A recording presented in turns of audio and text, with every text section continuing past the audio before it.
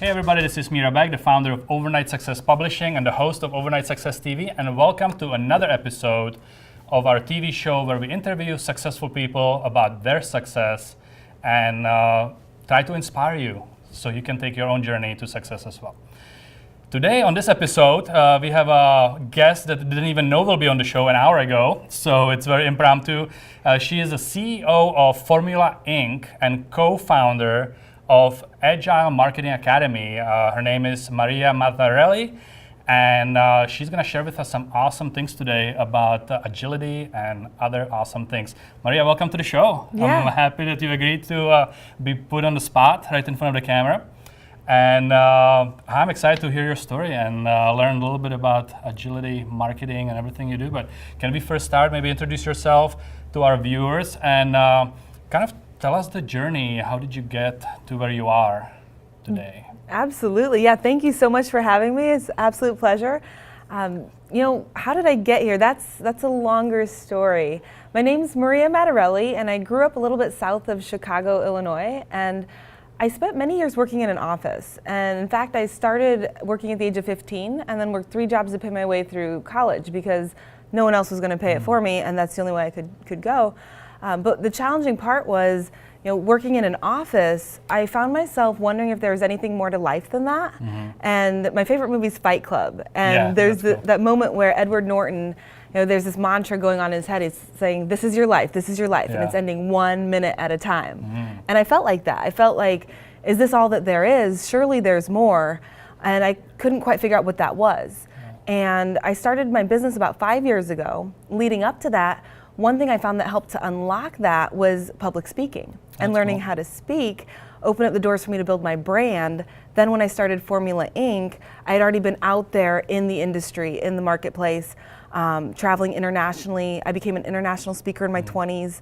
My latest book became an international bestseller recently this year. Is that this one? That is this one, yes. This workaholic. Yes. Tiny book. Why is it tiny? Because workaholics have no time to read. That's right. It would be terrifying. If you hand a workaholic a big book, they're like, I can't, I must be working. So. That's pretty awesome. So I love it. It's super cool.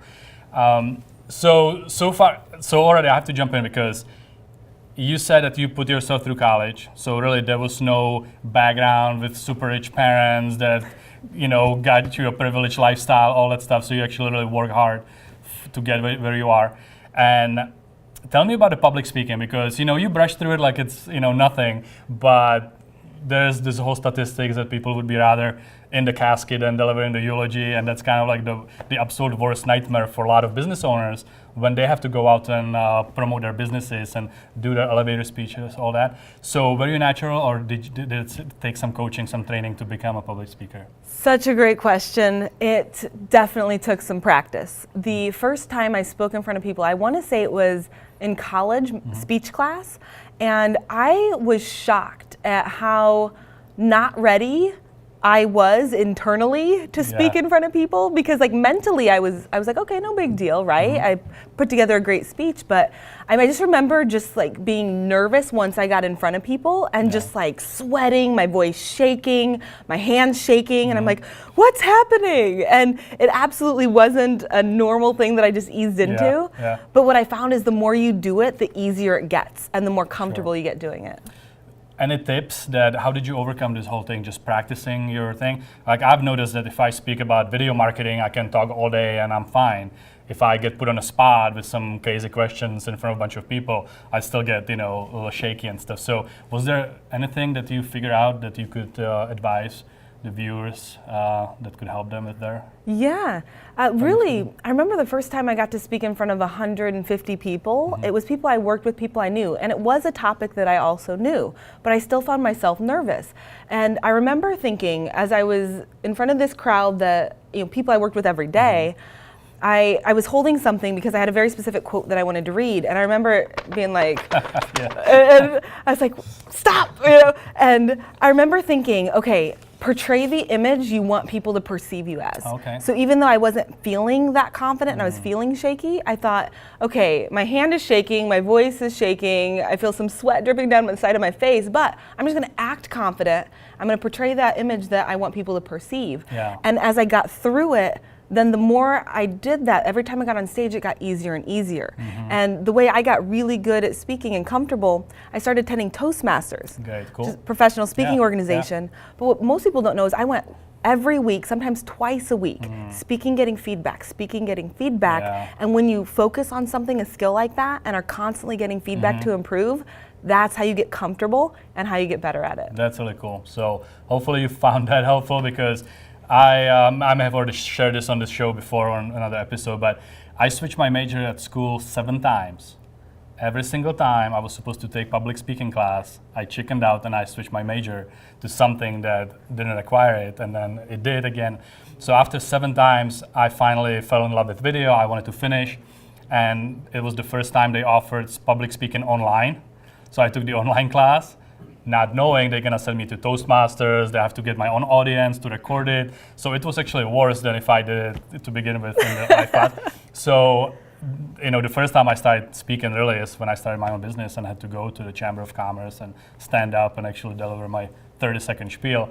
And it took years, of practice and just kind of realizing that if I have to talk about something I know about, and then I'm fine. If I'm, like you're saying, letting people perceive me for what I want them to perceive me as, that was the game changer for me. So I'm so happy that you shared that with us, because that's like a really big thing for everybody.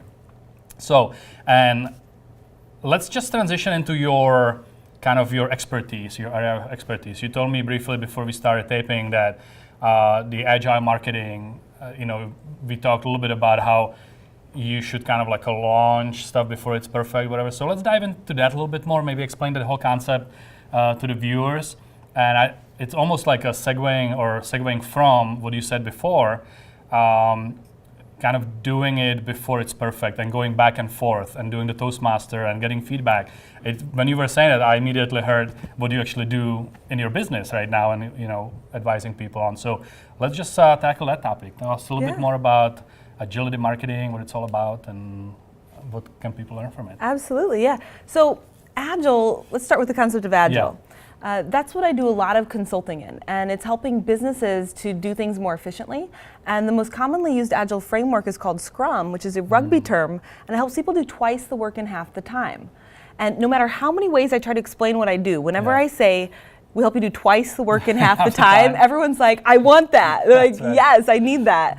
And this rugby term, that's when people go into a huddle around the ball when it goes back in play, and then both teams are pushing against each other, and then whoever gets possession of the ball, they then have to pass backward to move forward. And that's symbolic of the iterative nature of this work approach.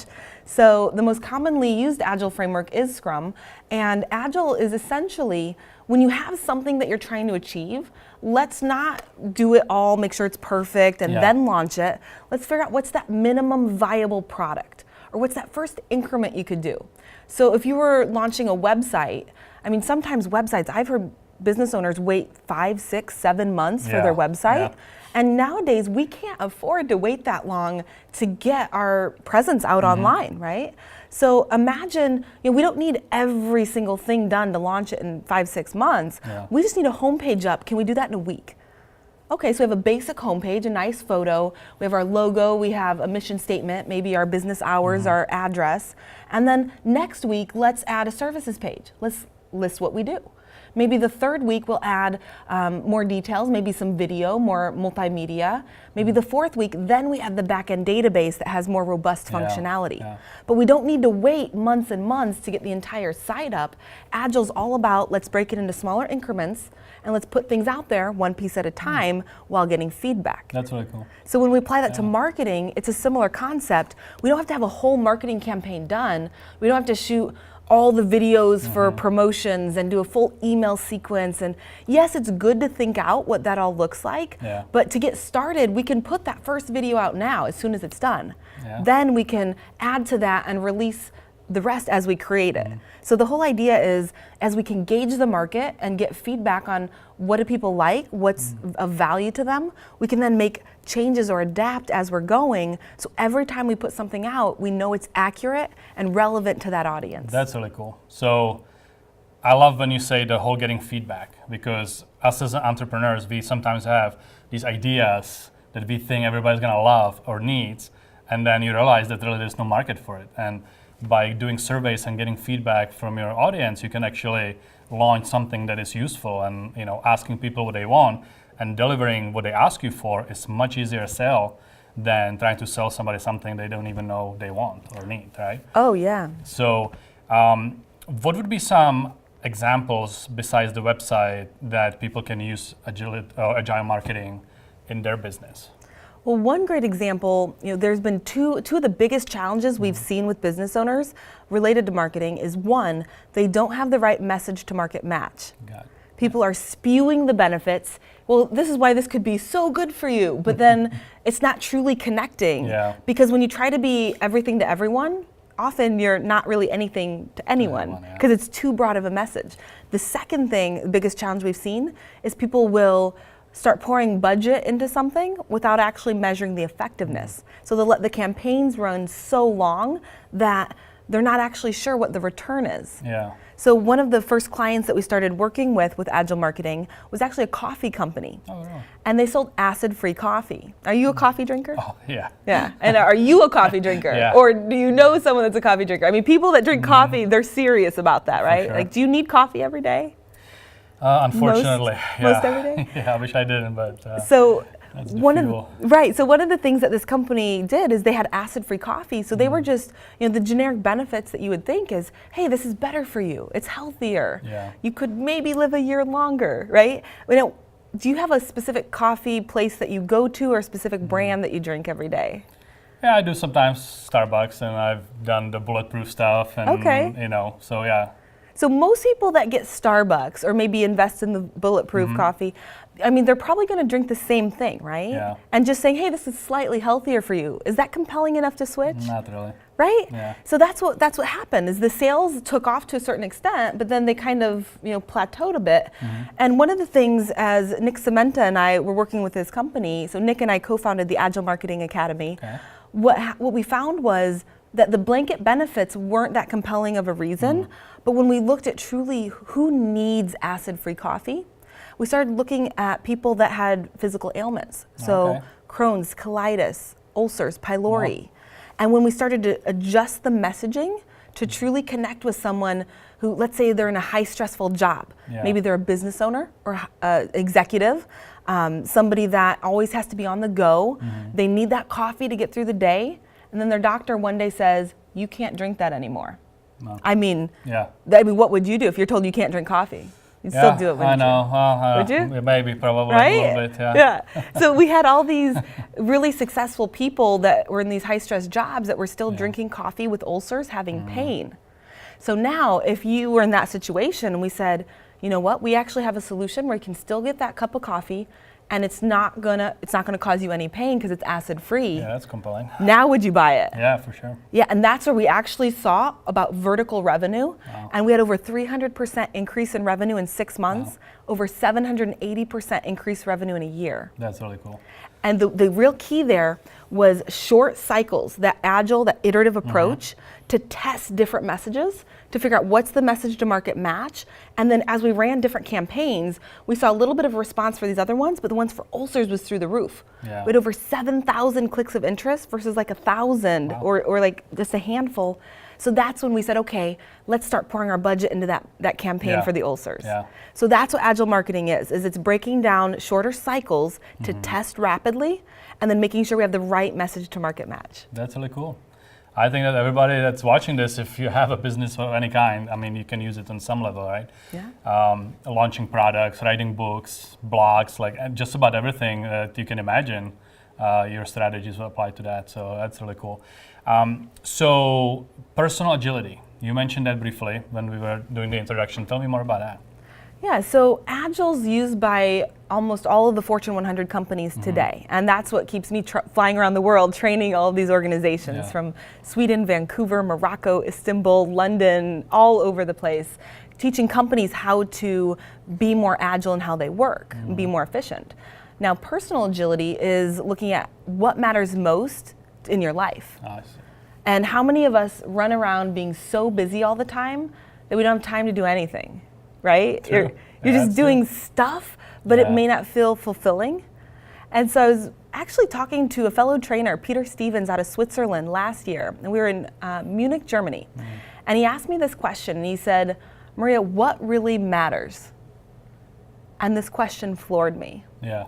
Because I realized that I'd been traveling around the world for years, mostly one-way tickets, and I was doing all these trainings, speaking at these conferences, and it felt like it was meaningful work, but then at some point, it started to feel like just more of the same. Yeah, yeah. So as we've been exploring more of this concept, we've actually started bringing people through this program of personal agility and helping them identify the top 3 or 4 things that matter most in your life.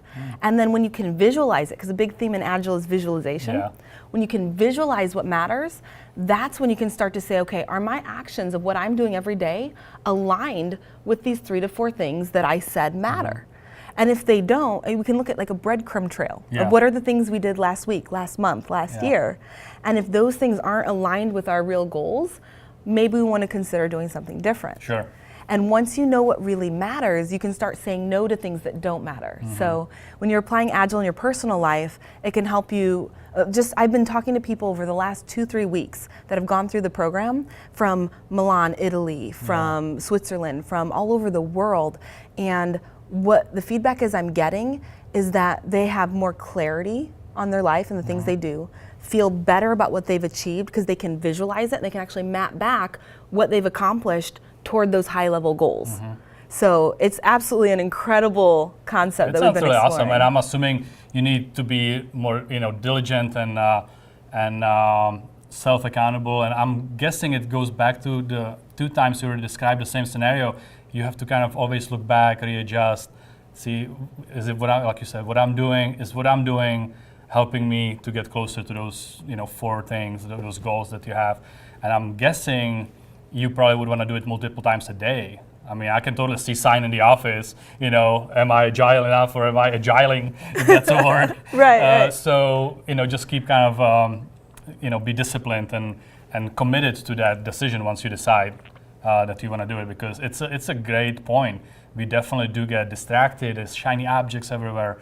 And it's kind of crazy how people like to stay busy with little things. And as a business owner, if you have other people working for you, and even if you don't, maybe you should, right?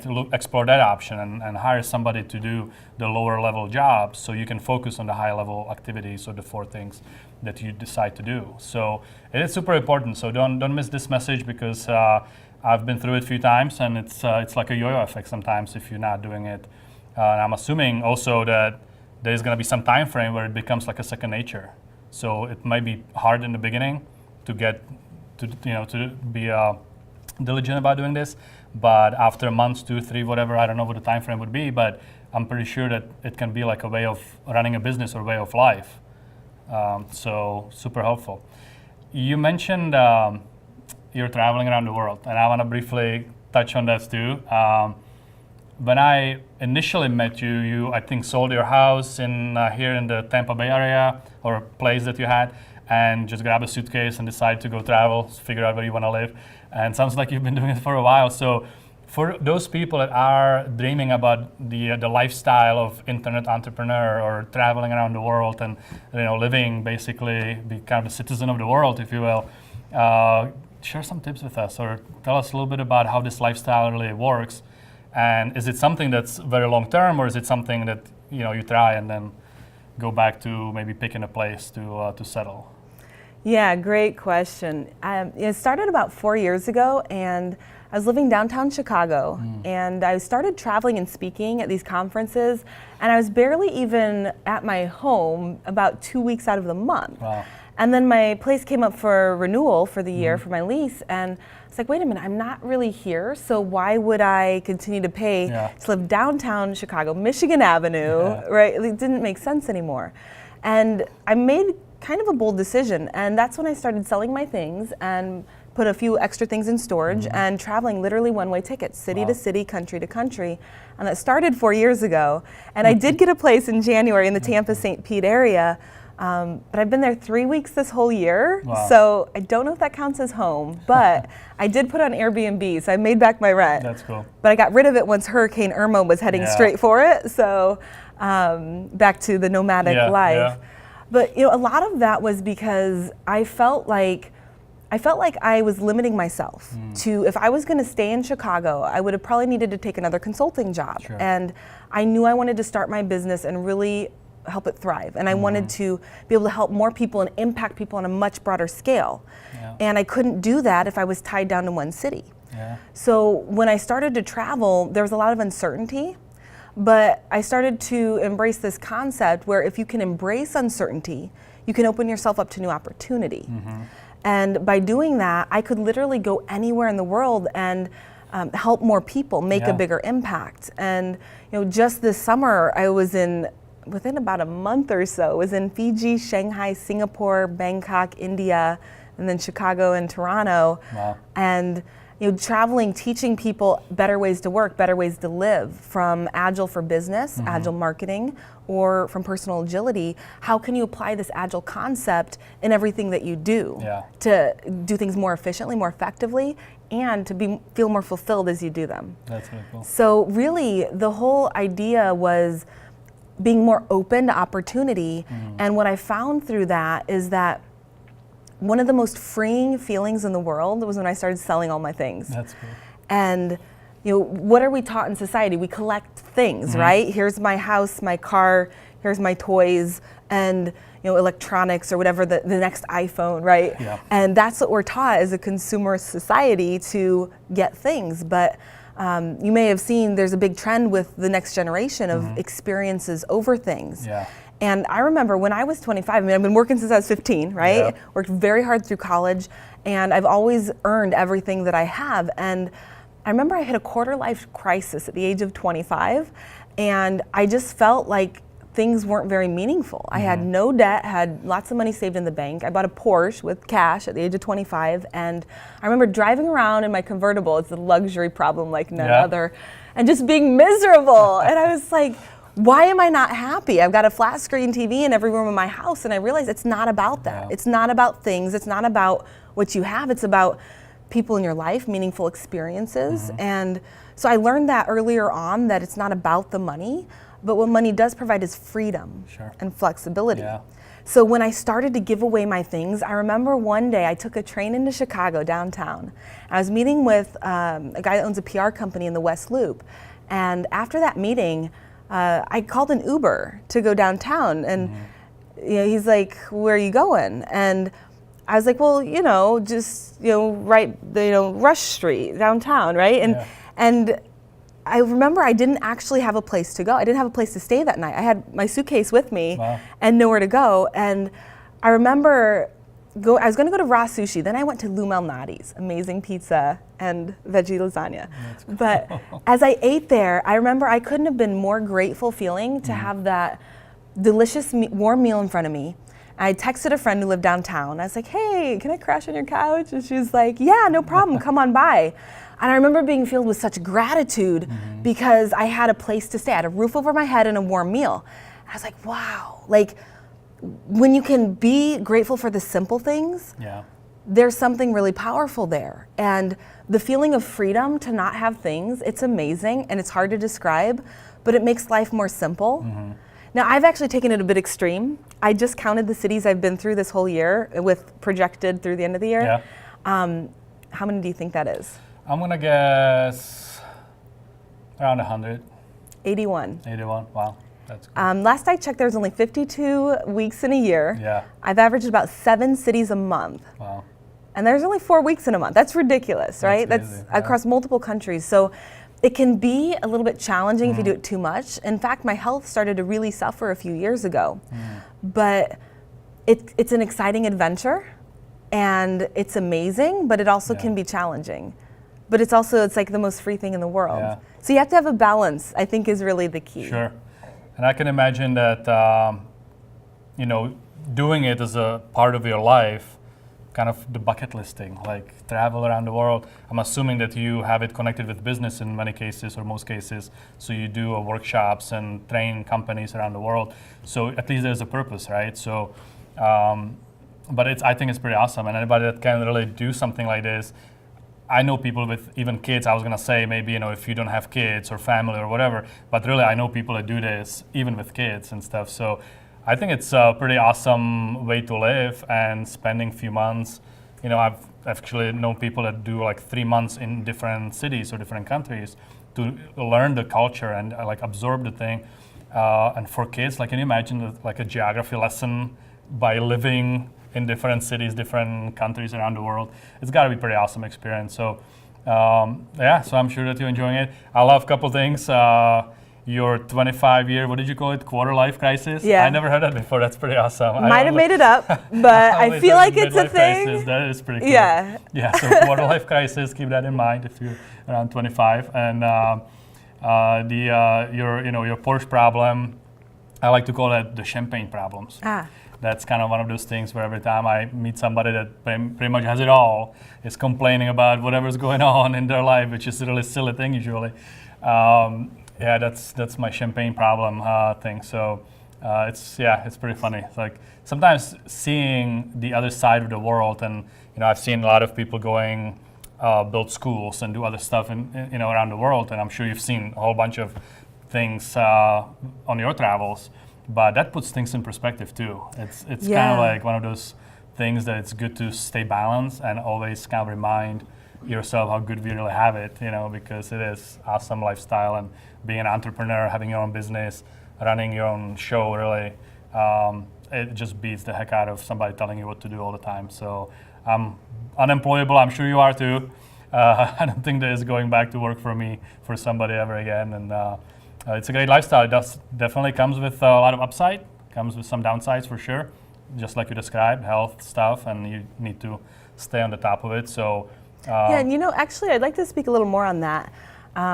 With so many luxury problems, when real problems come up, they're really real, right? Yeah. And actually, about 2 years ago is when I started having the health challenges, and what I found was that I was pushing for business so hard that I had neglected myself. Yeah. And I wonder if there's any other entrepreneurs out there that maybe have experienced a similar thing. I'm pretty sure I think many of us have been there. Yeah. And I actually found myself in and out of the hospital for multiple blood transfusions to start, and then for pretty serious surgery.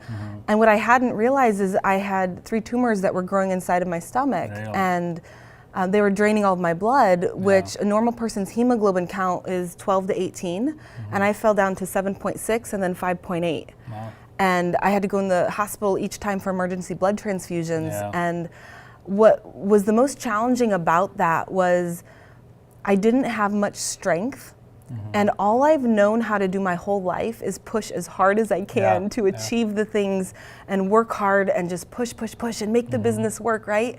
And suddenly I didn't even physically have the energy to push anymore.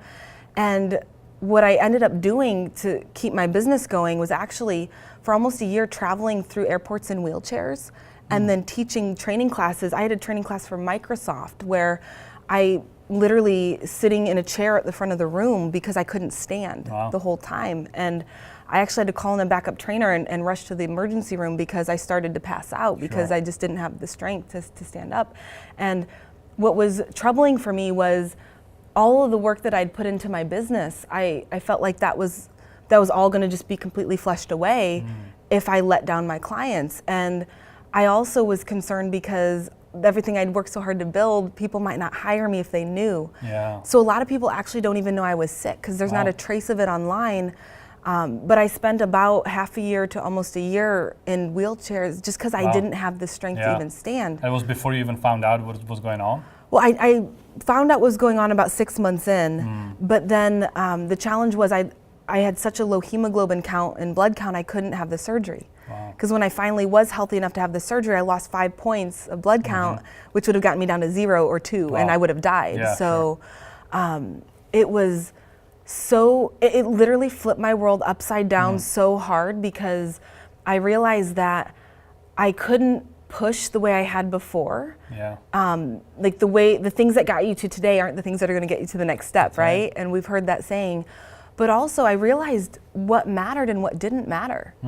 And that's why personal agility is such a powerful concept to me, because when your health is in question, nothing matters. Business doesn't matter. The things you do, the places you go, it's irrelevant because if you don't feel good, you can't enjoy anything. And so what I realized by that real problem was that I needed to refocus and reshift my life. And that's when I started to look at what brings me joy outside of work. And that's where I discovered DJing as a hobby. That's cool. where I discovered I need to do more things that are tied to living than just focusing only on work. And it helped me to reprioritize and for our entrepreneurs out there, you have to take care of yourself first. And a friend of mine and a fellow trainer, Michael Sahota, he says, you have to put the oxygen mask on yourself first before you can help other people. That's right. And if we don't take care of ourselves as business owners, as entrepreneurs, how can we take care of our people or our families or our clients?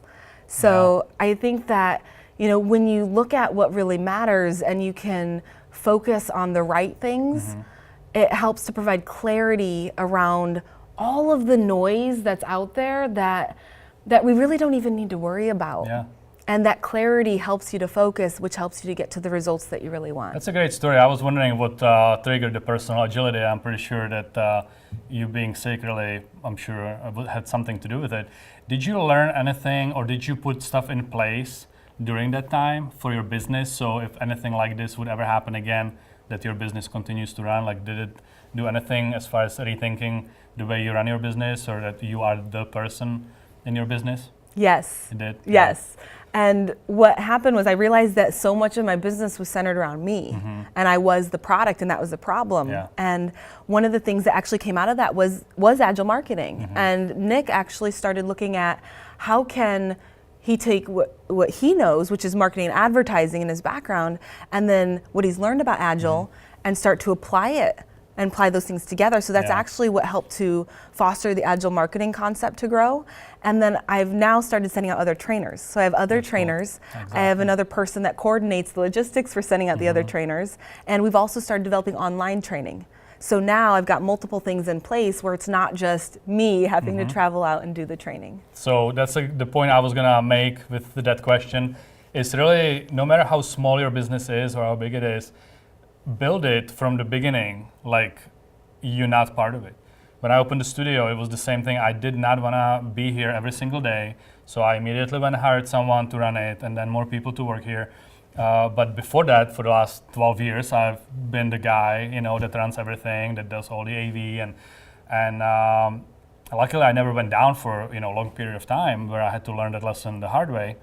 But it definitely, just not spending enough time with the family, or just, it doesn't have to be as bad as almost dying, but just, realizing when you're traveling and you don't see your kids for a couple of weeks at a time, that alone could be the trigger for someone to actually really, reevaluate their business and their lifestyle. So, just, you may be young, you may be strong, it may be your first year in business, like do what you have to do, hustle, do whatever it takes to make it work, because the rewards are great. But at the same time, think about how to balance it, how to add this agility to your business and your personal life, because at the end of the day, that really is all that matters. So I think that was great story, and congratulations on all these brands and growing. Let's just do a quick little rapid fire. I have a couple of questions that I ask every guest on the show, and then we'll wrap it up. So tell me about your influences, because I'm always interested in seeing, what people follow, from whether it's known or unknown, it doesn't matter. But who are some of the influences in your life? For me, it really started with, as I was sitting in that cubicle, wondering if there's more to life than the same desk job every day. It started with finding a mentor and finding someone who had been in business and someone had been working in that other world, that free world. I started to learn a lot from, how is business done? How are these concepts of project management applied outside of the one company I'm working at? And one of the things that really brought me a broader perspective was going to industry conferences. And when you start to attend different networking events, different industry events, you start to see how much bigger of a world is out there, and also learn more and open your mind up to what's possible. So for me, it really was starting to learn from other people and finding opportunities to constantly grow, constantly develop my skills. And then when you have that intrinsic motivation to learn more and constantly develop what you know, places to find that. You can find people in the industry. And that's actually the whole concept behind Formula Inc. So it's Formula Inc. with a K, where just about everything in life is a formula. And I believe most things have been done. You just have to figure out what steps to take to get there. And so if you know the formula, if you can see someone who's done it before, all you have to really do is then ink it in, put it on paper, start taking action, and take one steady step at a time to get there. So I just literally, I didn't really know what I wanted to be when I grew up. I just knew I wanted to be successful and never wanted to struggle like my parents did when I was 15 and they got divorced and my whole world crumbled. And I just remember feeling helpless and thinking, I don't want to ever be in that situation where I can't provide for myself or I have to rely on somebody and I'm helpless. And so I remember just being motivated from that humble upbringing to think I want to be successful. So whenever I could find the little breadcrumbs here and there and more to learn, more, I would just look for people that were doing things I wanted to do. Who's that speaker? What have they done? How did they get to that stage? That's cool. And how can I take that step closer? That's really cool. How about some books? What would you recommend people have on their bookshelf? Something maybe that is worth reading more than once?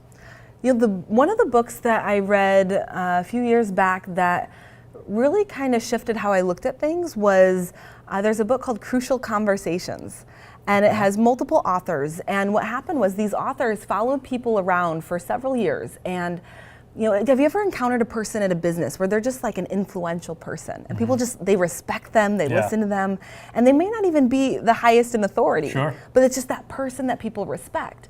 And so these multiple people followed these people around for several years, and they said, what's the common factor? What helps these people be that go-to person, that person that is able to inspire people with or without authority?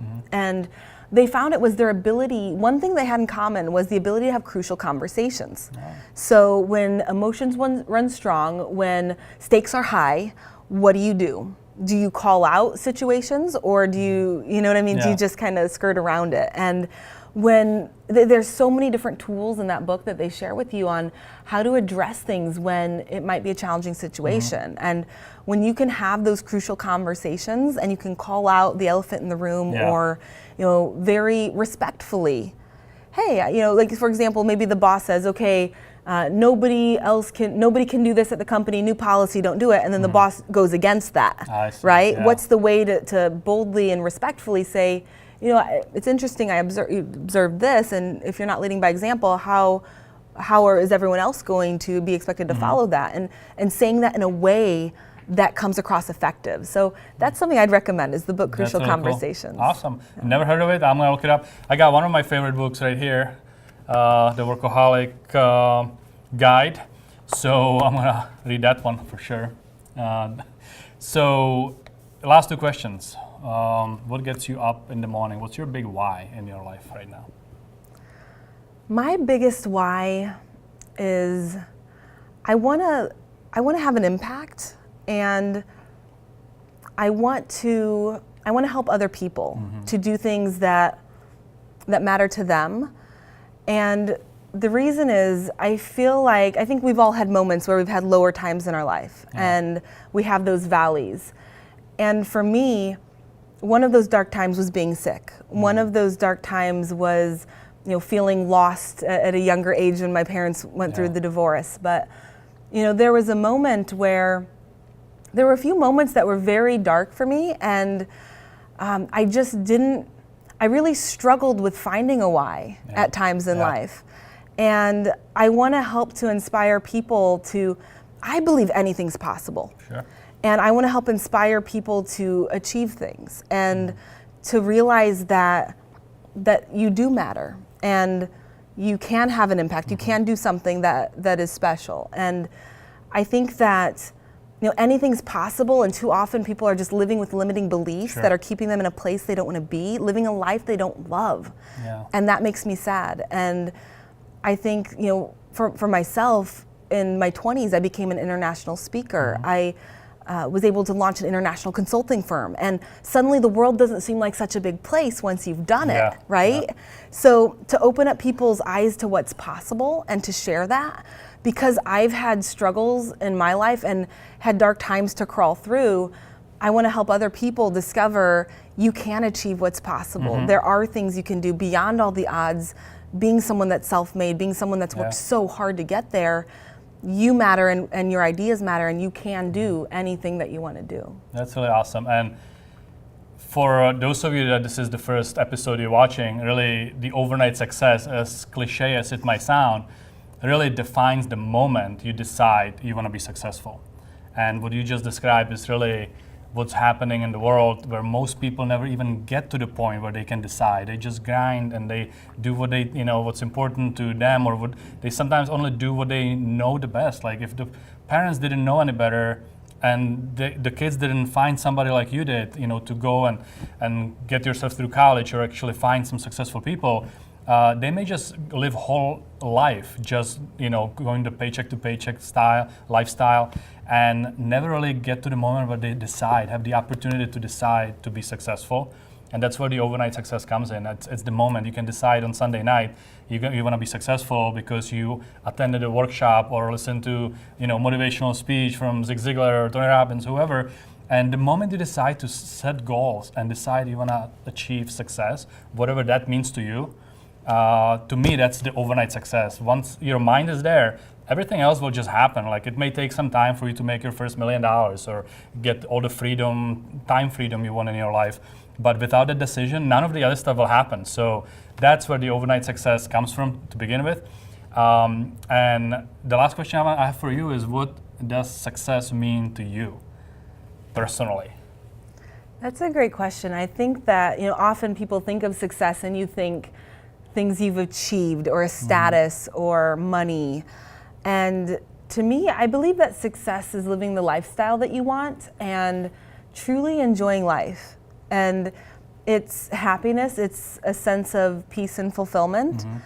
And the reason I say that is because I've had money to a point where I didn't need any more at times in my life where I was the most miserable ever.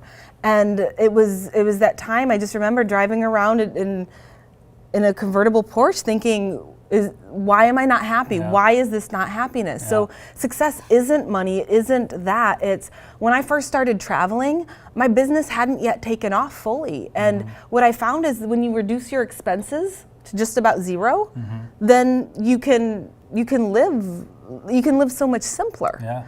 And you don't need as much money coming in. And then started to build on top of that. So what I found is it's about lifestyle, and it's about living the life that you truly love and being around the people you enjoy, doing things you want to do. Because if you can have the money but not the happiness, and money brings freedom and flexibility, but even with that you don't necessarily have happiness. So you can keep trying to acquire things, but each time, when you make more money, usually people spend more money, and you still have the same ratio, right, of debt to income. And so what I found is it's lifestyle. And even reducing your expenses and just going where they pay you to travel and speak or train, and just gig to gig to gig to survive, just to start, with the possibilities, with the excitement, with the adventure, with that freedom that comes with that, it can be fulfilling. Now, too much gets to be too much, so now I'm looking to travel a little bit less, right? But I found that success is just, I think it's happiness, I think it's joy, and it doesn't have to be tied to what you make or what you have. I think it's separate from that. That's because awesome. You could have those things and still not be happy. So it just shows you everybody has different definition of success. So figure out what your definition of success is. You can look 5 years from now, or even look at your life right now, close your eyes, and to me it's like a feeling. Do you feel successful? And if you don't, figure out what you need to do to feel successful. I mean, that's as simple as that. And it definitely means something to, different people have different definition of success. And for some, it could be money at this point of their life. For some, it could be more family time. For some, it could be family.